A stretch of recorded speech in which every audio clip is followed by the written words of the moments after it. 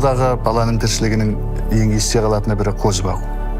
Апам марқұм қозы баққанда өріске бірге еріп шығады. Өзі Нұраның басында қолына оршығын ала шығып, қызыл бояған өзінің жағы жібін иіріп отырады. Қызыл жіп бейне бір маяк сияқты.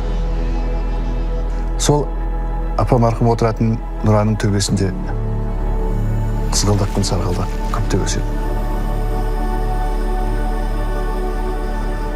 Ну вот увлечение мое тюльпанием началось, наверное, еще с тех времен, с детских, когда жили мы на Украине в маленьком селе.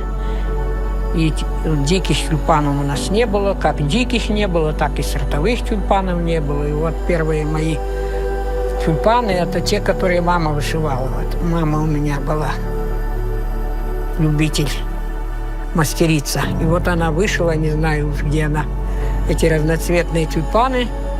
И вот так мне было интересно это увидеть.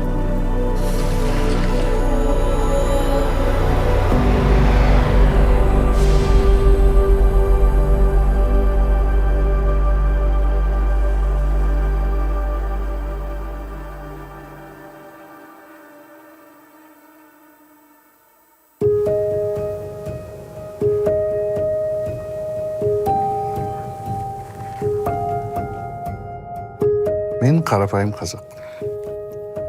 Қазақтың ең даласында жайылып жатқан сана болам. Қазақтың ауылдарындағы өскен қарадомалақ балалардан менің балалық шағым ерекше болған жоқ. Тура сол сияқты ауылда доп қуып, қозы бағып, қорап жайлап, сөйтіп өстік. Bir ғана мүмкін ерекшелігім марқұм әжемнің ағам берген Яхия деген есімді беріпті.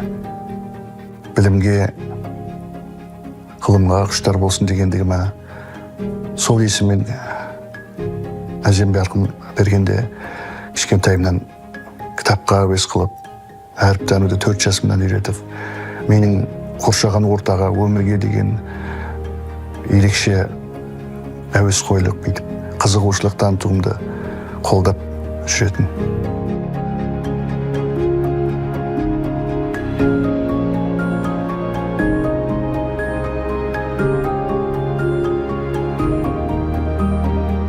Анна Андреевна Иващенко, профессиональный ботаник, кандидат биологических наук, профессор Российской академии естествознания. Закончила в 1963 году Харьковский государственный университет, кафедру систематики высших растений, и приехала на работу в заповедник Аксу-Джабаглы, старейший заповедник Средней Азии и Казахстана. Вот в этом году отмечаю юбилей. И еще один юбилей в этом году – это 55 лет со времени публикации первой научной статьи по тюльпану.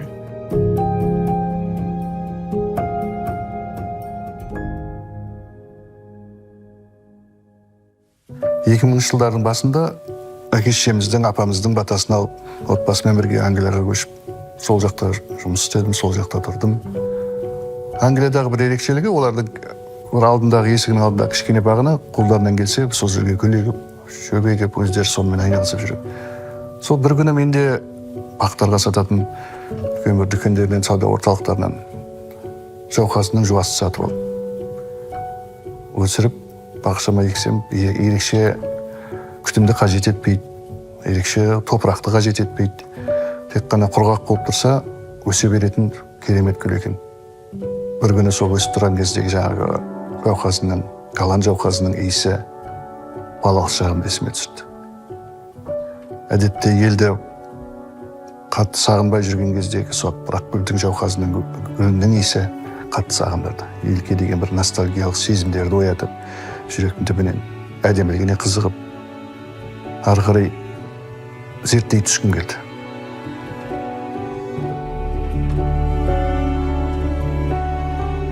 Сөйтіп, интернеттен, кітаптардан бұл жауқазының негізі Қазақстаннан шыққан дегенін естіген болатын. Сол рас па екен деп ары қарай зерттей бастадым. Өзімше қолымнан келген ақпаратты жинап.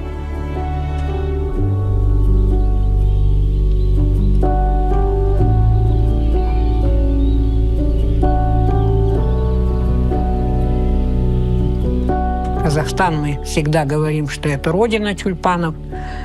Именно здесь они возникли.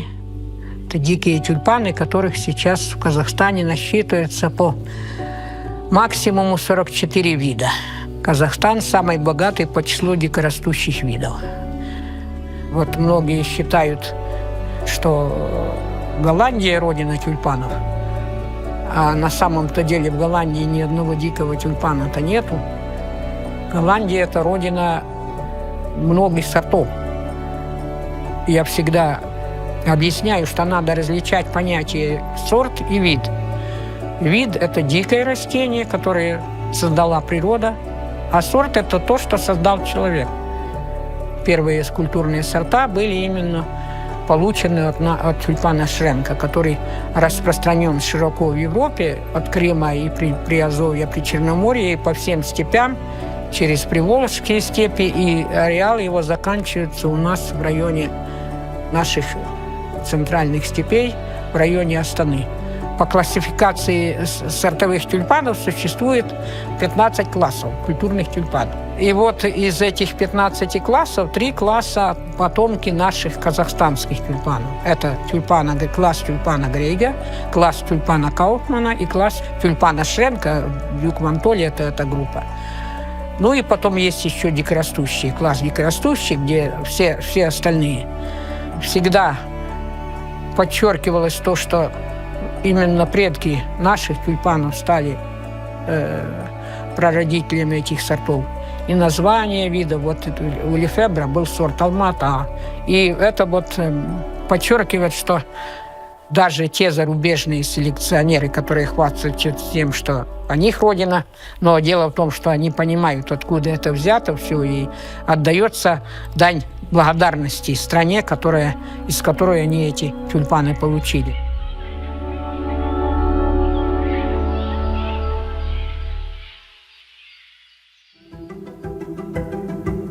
Сол апа марқұм отыратын Нұраның төбесінде қызғалдақ пен сарғалдақ көптеп өседі.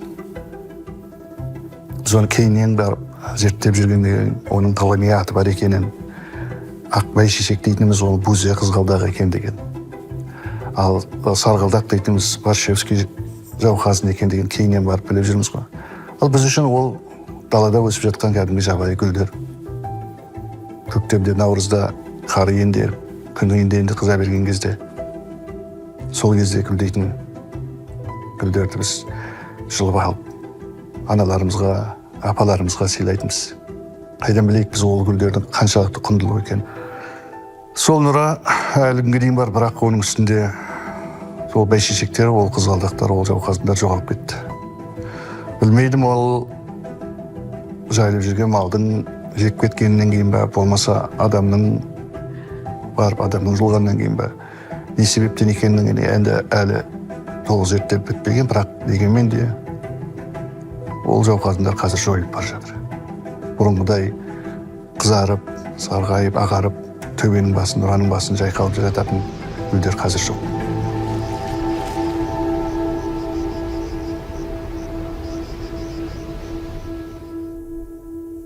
Путь тюльпана, как я всегда говорю, сродни жизни человека, потому что большинство наших видов тюльпанов размножаются только семенами, не размножаются вегетативно. Вот сортовые тюльпаны, которые выращиваются в цветниках и на клумбах, одна луковица дает обычно множество деток, а дикорастущие тюльпаны, особенно крупноцветковые, вот эти наши Грейга, Альберта, Шренка, они размножаются только семенами. А для того, чтобы из семечки получить цветущие растения, в природе проходит очень много лет. От 10 до 12-15. А потом, если его не срывать, не трогать, не истощать луковицу, которая в земле, он будет цвести, цвести до 10, 20, 30 лет. И таким образом где-то одна особь в природе может жить 60-70 лет, как сродни жизни человека. В первую очередь они страдают от того, что люди их срывают. Красивый цветок, люди вышли на природу отдохнуть, цветы цветут, красивые, крупные, сорвали букет, полежал, забросили и уехали. Еще с Чабанами часто говорим об охране тюльпанов. Дело в том, что когда вот тюльпан отцветает, у него завязывает достаточно крупный плод коробочка, в нем семена. В каждой коробочке 100, 200, 300, иногда даже до 400 семян, допустим, у Грейга. И из каждого из них может вырасти новое растение. Когда запускают скот, начинают пасти чаще всего под горами в это время, когда они уже тюльпаны отцвели, но коробочки. И такой питательный корм, эти торчат, эти крупные коробочки, скот проходит и съедает эти тюльпаны, эти коробочки съедает. И потом получается, что нет возобновления.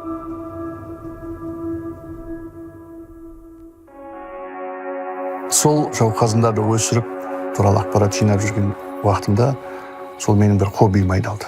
Оның жауқазының түрлерін өсіре бастадым. Олардың ерекшеліктерін өзімше түсінуге тырыстым. Ол туралы ақпарат жинап, оны оқып білуге тырыстым. Менің де қызығушылығым сол тюльпанға солай басталған. Оның Қазақстанда қай жерде қандай өсетіндігін келіп көрсем деп армандайтынмын. Ол кезде Англияда тұрамыз жанұямызбенен. Ол гүлдейтін уақытты тауып, оны әдейілеп уақыт бөліп, оның жаңағы экспедиция жасап, оның барлығын жасап, ұйымдастыратын ол кезде мүмкіндік болған жоқ, бірақ дегенмен де өзімше соны сырттай зерттей бастадым. Сәті түсіп, бір-екі рет сол жауқазының гүлдейтін уақытына тап болып,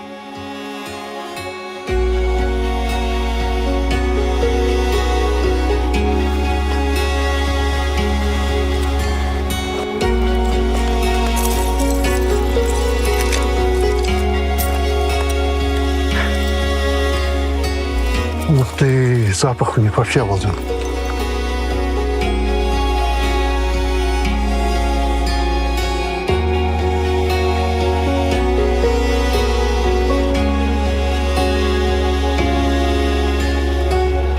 Регель жауқазын туралы біраздан көп еститін. Өте сирек кездеседі. Сосын гүлдейтін уақыты да ерекше, табыл қиын болып жүреді. Жолдастардан, әртүрлі ботаниктерден естіп, осы таңғалы тастың айналасында болады дегенді. Бірнеше жыл болды келіп. Тюльпан Регеля самый оригинальный из казахстанских видов. Он эндемик, его больше нигде в мире в природных условиях нету, только в Казахстане, в Чулийских горах. И, конечно, он, как и среди другие 17 видов, еще занесен в Красную книгу Казахстана. Он вызывает большой интерес у всех, кто его видел живьем, в коллекции или в природе. И местные жители его знают хорошо, но они, вот как эти многие другие мелкоцветковые виды с белыми цветками, они называют байшишек. Не тюльпан, а байшишек, мне объяснял один чабан. Так вот, у тюльпана Регель приспособление к жизни на этих жарких, каменистых, темных склонах. Он низенький ростом, у него обычно один цветок, и у него один широкий лист. Так вот этот лист у него не ровный, плоский, как у всех тюльпанов, а он у него такой, ну, как гофрированная ткань. Вот это увеличение поверхности листа уменьшает испарение, иначе бы в таких условиях бы просто не выжил бы.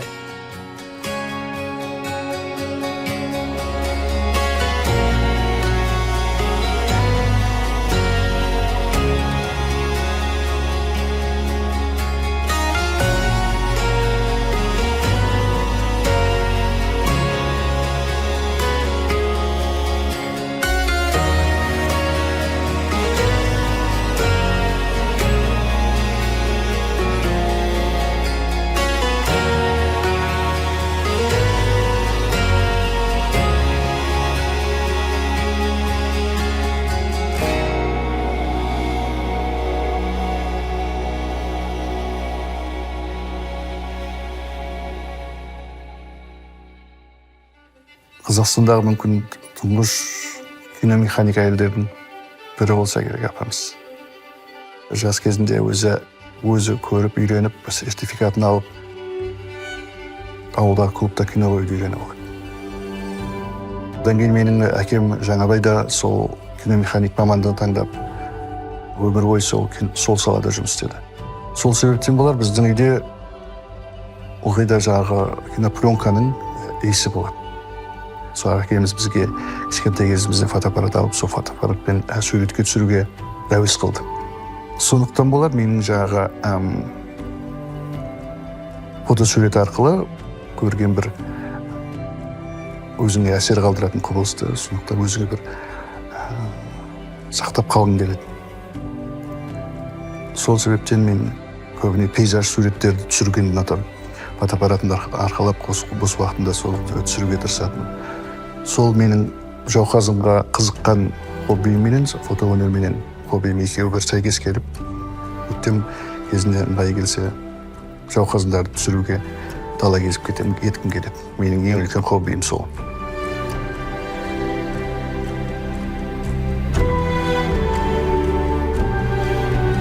Да, это они. Они здесь маленькие, малюсенькие. Ух ты! Ух ты!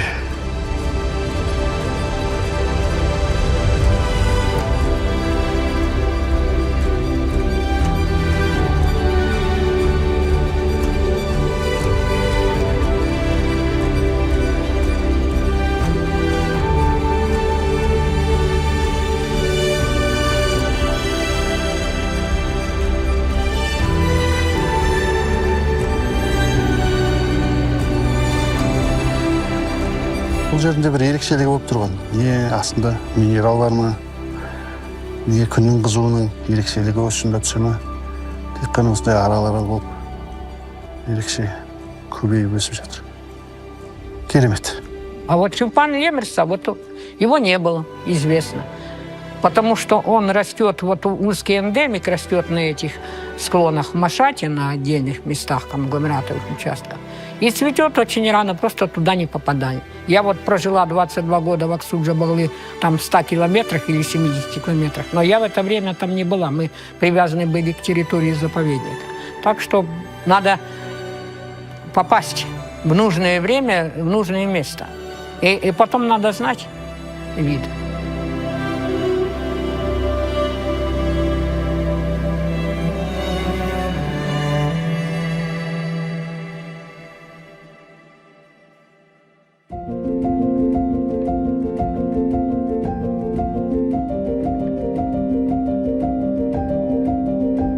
Казахстан такая огромная страна и характеризуется разнообразием природных условий и как по климату, так и по рельефу.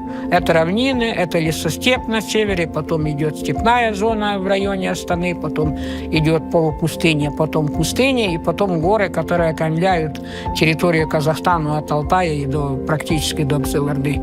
И во всех этих зонах, самых различных, везде встречаются тюльпаны. Нет в Казахстане ни области, ни района, где бы не было дикого тюльпана. Но везде просто большей частью свои.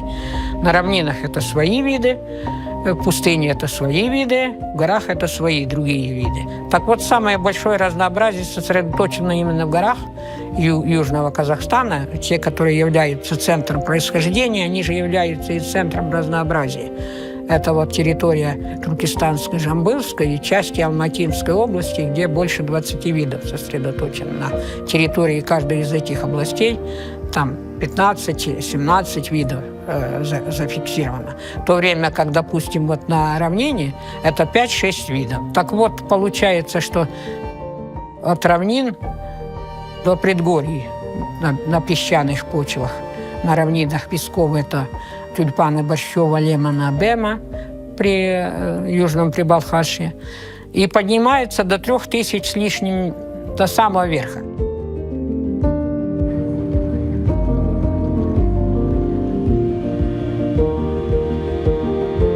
Жусалы-Кизень перевал, высота 3300 метров, окрестности космостанции. И здесь вот сегодня 15 мая, а здесь как 15 марта.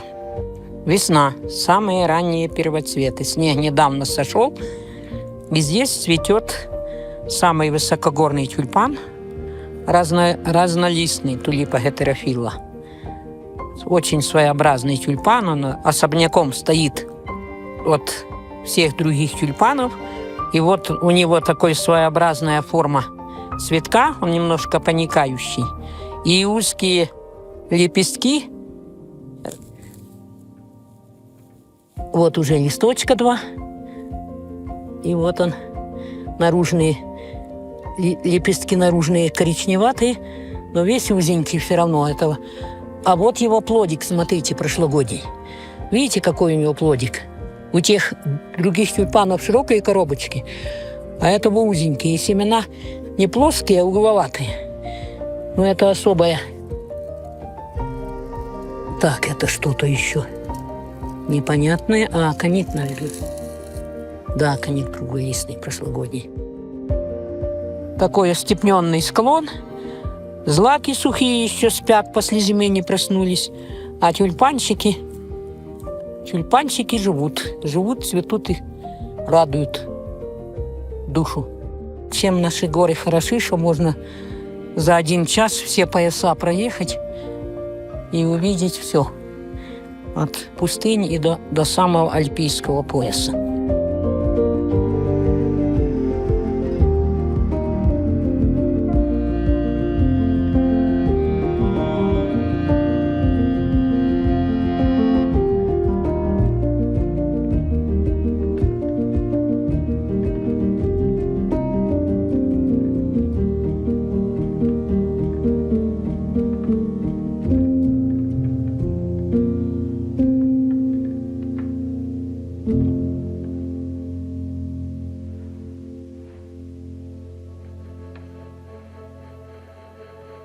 Один из самых наших интересных тюльпанов и самых ценных, как считаю и я, и многие, и, в общем-то, другие систематики и селекционеры, это тюльпан Грейга, которому голландцы присвоили звание короля тюльпанов.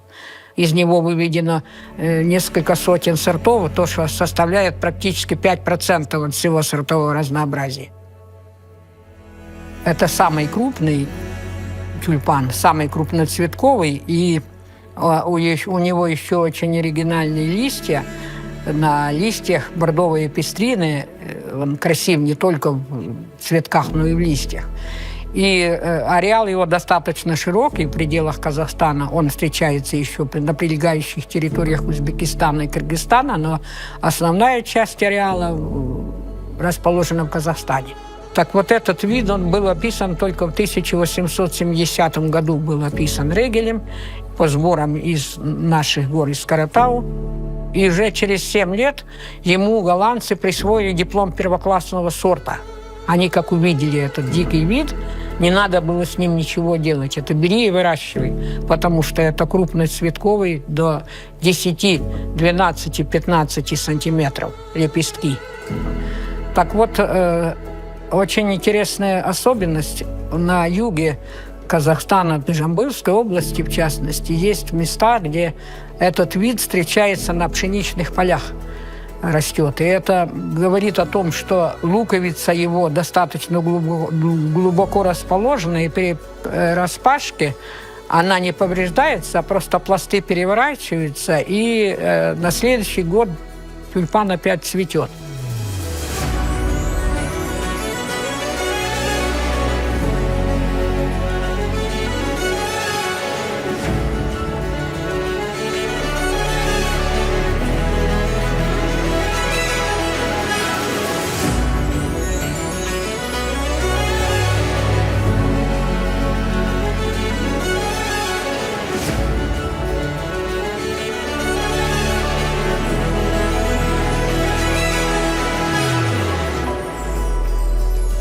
Менің де мысалға жауқазындар бұйын ізденіп, оны көргім келіп, суретке түсіргім келіп ізденген себебі ода бір пайда табу емес.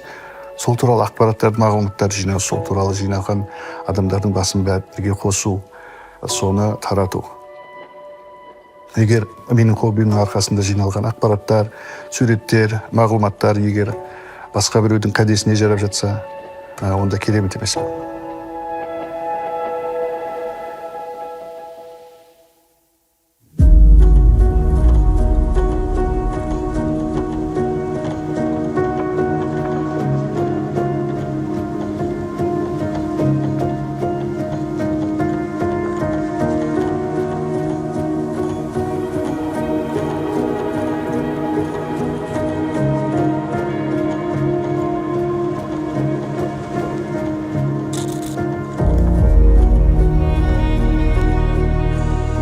Мынау әйгілі соғды жауқазына.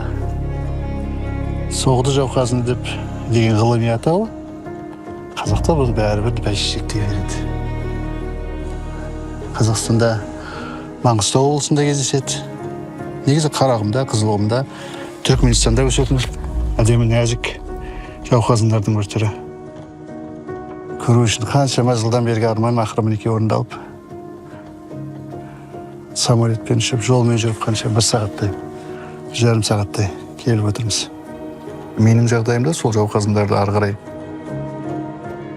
қызығушылығымның ары қарай дамытқан кезімде түсінгенім, біз шынымен де мысалға барлығымыз айтамыз, Қазақстанда жауқазындар жоғалып бара жатыр, қызыл кітапқа енгізілген. Бірақ ол неліктен жоғалып бара жатыр, не себептен? Антропогендік себептермен ба, адамның тұрмыс тіршілігінің себептерімен ба, бізден кейінгі ұрпаққа сол жауқазындарды қалай мысалға жеткізе аманда сен кейінде сол әдемілікті қалай жеткіземіз деген ойларды солай мазалайтын адамдардың аз екендігін көрдім. Өйткені сол өзіміздің қоршаған ортамызды зерттеу арқылы, оның ішіндегі кәдімгі өзіміздің барлығымыздың жақсы көретін жауқазынымызды зерттеу арқылы, оның әдемілігін, оның сұлулығына біз көбіне мән бермейтін сияқтымыз. Тек асты үсті өсіп тұрған даладағы бір гүлдеп сөйтіп қарайтын сияқтымыз. Ал егер зерттей келіп оны ары қарай үңіліп қарасақ, оның ішінде сәнділік те бар, оның ішінде мәнділік те бар. Жауқазын өнерде де өзінің орнын тапқан, талай жырларда да, аңыздарда да, қай жерде қарасаңыздар да жауқазынның ізі бар.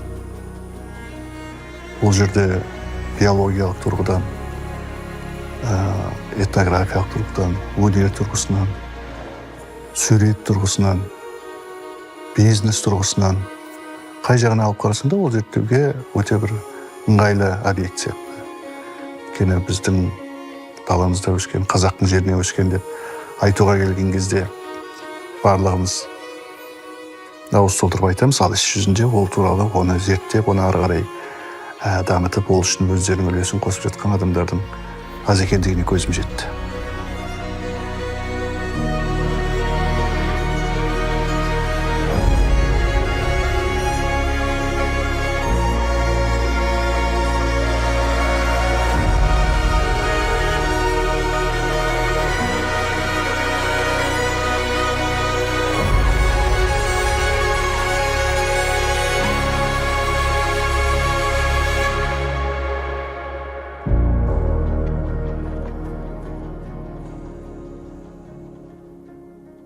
И если виды живут миллионы лет в природе, то сорт – это творение человека, который живет несколько десятков лет, сотню лет. Но причем он создан путем использования вот этих дикарей, гермоплазмы из дикорастущего растения. И этот сорт, для того, чтобы он не вырождался, он со временем вырождается, он требует обновления. Почему проблема охраны тюльпанов существует? Для того, чтобы мы не потеряли эти тысячи сортов, которые вывели, мы должны иметь те дикари, на базе которых они выведены. А их надо сохранять только в природных популяциях. 2 варианта сохранения. Это в природе и другой вариант сохранения в культуре, так же, как животных. Сохранить зверей, птиц сохраняют в природе и в зоопарках. И в культуре это ботанические сады, коллекции, частные коллекции. А надежный путь сохранения в природе – это создание особо охраняемых природных территорий. Создание заповедников, заказников, национальных парков, где особый режим хозяйствования. На всей территории Казахстана, во всех областях тюльпаны встречаются. Но мы не можем же всю территорию отдать под заповедники, национальные парки.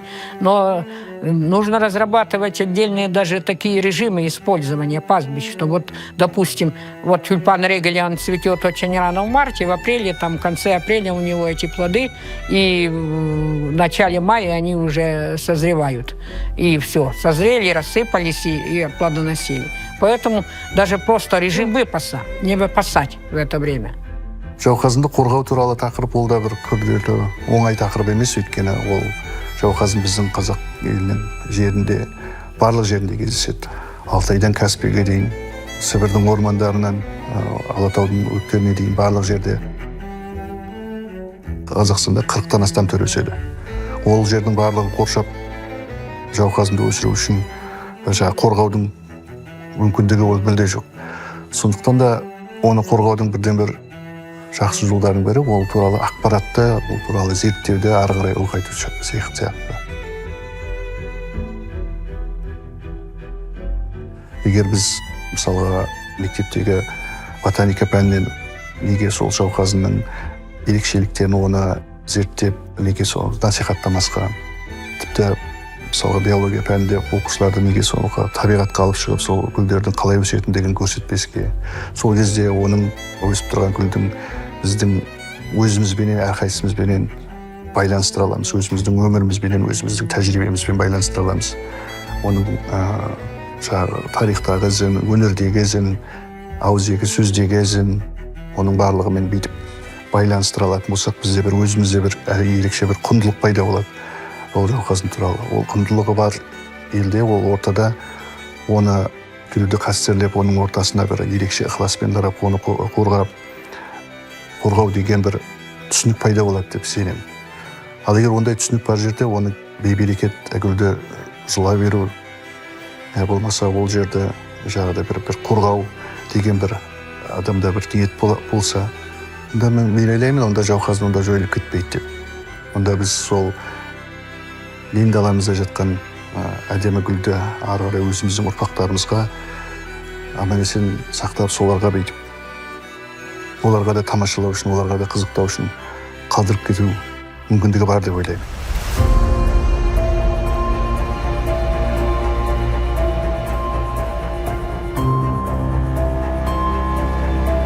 Тюльпаны – достояние страны нашей. Об этом многие не думают. Мы говорим, что вот там надо сортами заниматься.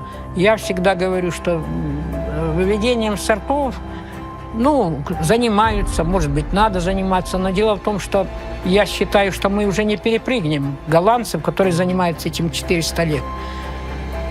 У нас свое. Наша страна должна иметь свой бренд. Я считаю, что дикие тюльпаны – это бренд Казахстана, его надо использовать. Потому что наши 40 видов с лишним – это такое достояние, которого-то нигде в мире больше нет. А потом, самое главное – это туризм. Экологические туристы – это те, которые одни смотрят птиц, а другие смотрят цветы. А цветы – это тюльпаны в первую очередь. Это большой приток людей. И самое главное – то, что о стране узнают. 90-х годов, как стали туристы ездить, и тюльпане, и туры, которые я возила больше 15 лет. И это, конечно, уникальные маршруты, уникальные места. И, во-первых, туристы зарубежные – это люди, которые очень дисциплинированные. Они ходят по дорожкам, по которым идешь. Они ничего не срывают, они листочка не сорвут. Они только фотографируют и даже спрашивают, если им в кадре мешает сухая какая-то травка. Они спрашивают, можно это сорвать? Прошлогодняя какая-то колючка. Они, Анна, можно сорвать это, чтобы не мешал кадр? Японцы очень, особенно японцы очень поражаются, какие у нас дикие тюльпаны. Они всегда говорят, восхищались тем, ой, Анна, какие у вас просторы, и какие у вас тюльпаны, и как их много, и какие они красивые.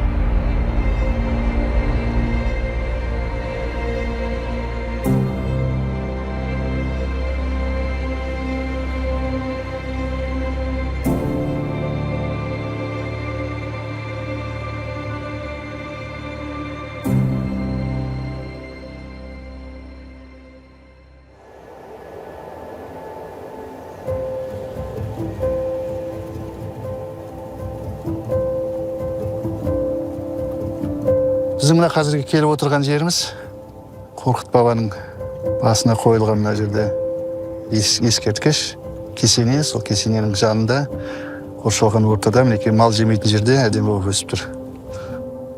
Енді осыдан бастап, осы Қармақшыдан Аралға дейінгі аралықтың барлығы жолдың бойында осы Борщевский жауқазыны, Борщевский қызғалдағы, бізде қазақтар бұл жергілікті қазақтар бұның сарысын сарғалдақ дейді, қызылын қызғалдақ дейді. бала кезімізде теріп өскен, көріп өскен гүлдердің бірі. Керемет.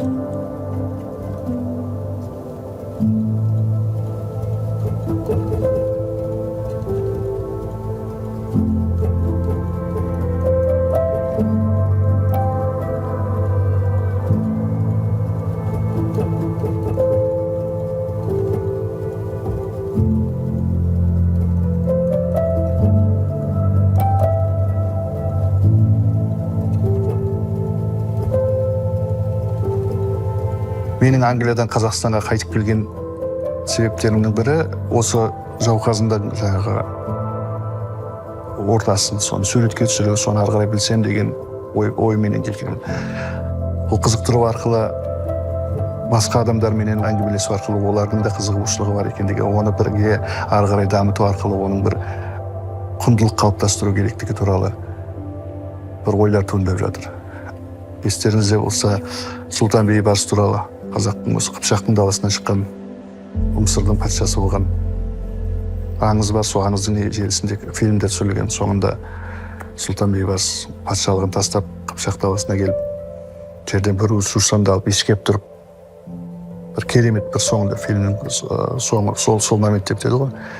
Меніңше ойлаймын, біздің қазақтың даласындағы жусаннан басқа тағы бір, ол біздің өзіміздің даламызға ғана тән иіс, ол Жауқазынның иісі.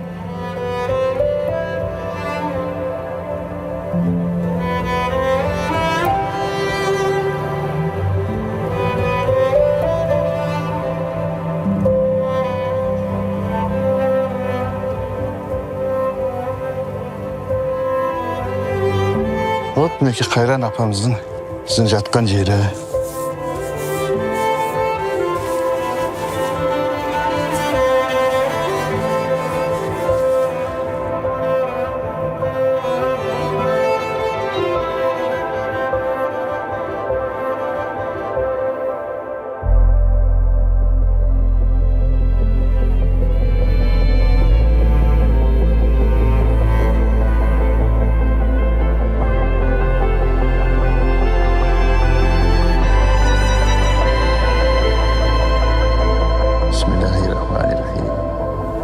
Elhamdülillahi Rabbil Alemin, Rahmanirrahim, Maliki Yevmiddin, İyyâke na'budu ve İyyâke nestaîn, İhdinas sıratal müstakîm, sıratal lezîne en'amte aleyhim gayril mağdûbi aleyhim ve'd-dâllîn.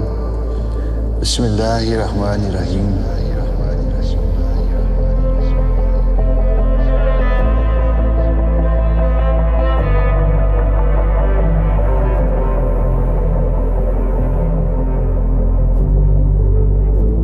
Жауқазынның иісі, оның формасы, оның түсі біздің өзіміздің қанымызда, өзіміздің салтымызда, өзіміздің дәстүрімізде. Сондықтан да мен ойлаймын, оны біз қалайдан елегенмен де барымызша құндылық жасау арқылы, ортаға өйтіп сондай үйлестіру жұмыстары арқылы, таныстыру арқылы, айтылу арқылы сақтап қалуымыз керек. Өйткені біз осы Жауқазын арқылы өзіміздің өнерімізде, өзіміздің салтымызды, өзіміздің дәстүрімізді, өзіміздің кім екендігімізді сақтап қалуға мүмкіндігіміз бар.